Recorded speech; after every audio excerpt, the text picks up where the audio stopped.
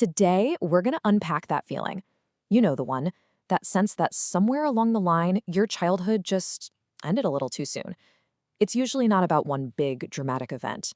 It's often something much quieter, and it has this huge effect on the adults we become. When someone asks you about your childhood and you just kind of freeze, the answer isn't really there. Not because it was terrible, but because it feels like there's a gap, a feeling that you somehow skipped ahead a few chapters. That's the feeling we're going to dig into.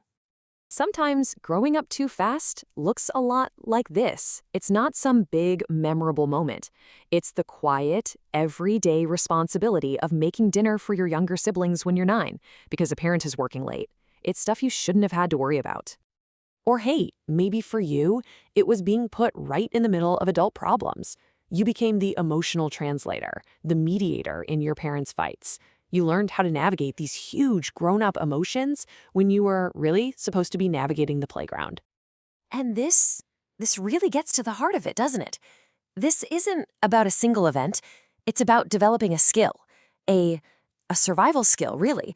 You learn to read tension, to anticipate what people needed, to manage the emotional temperature of a room, all before you ever finished your first chapter book. So this whole experience is like trying to read a story with missing chapters. Those parts of your life that were supposed to be for playing, for making messes and mistakes, for just being a kid, well, they were filled with responsibility instead. Okay, so now let's look at the psychology of it all. Because it's really important to know this isn't some personality trait you were born with. Oh no. It's a highly sophisticated survival system that your young mind built just to cope. There's actually a clinical term for this. It's called parentification. It's when a child is kind of forced to take on the roles and responsibilities of an adult. But that definition, it just doesn't quite capture the sheer weight of it all, does it? Of being so small and holding up something so much bigger than you. And this is a really important way to reframe it. To the outside world, you probably looked so mature, so responsible, wise beyond your years, right? But what was really happening was a survival adaptation. You weren't just mature, you were adapting to survive your environment. This right here is so crucial to understand. This whole experience, it gets wired right into your body. Your nervous system literally learns that crisis mode is the normal default setting. What felt completely normal to you as a kid was for most other people an emergency. And of course, an operating system that's built for crisis, well, it comes with some long-term consequences. And this brings us to the price tag you end up paying in adulthood, a lot of times without even realizing it. Now, first, let's acknowledge the skills you got out of this. You probably have some incredible superpowers. I bet you can read a person's mood the second they walk into a room.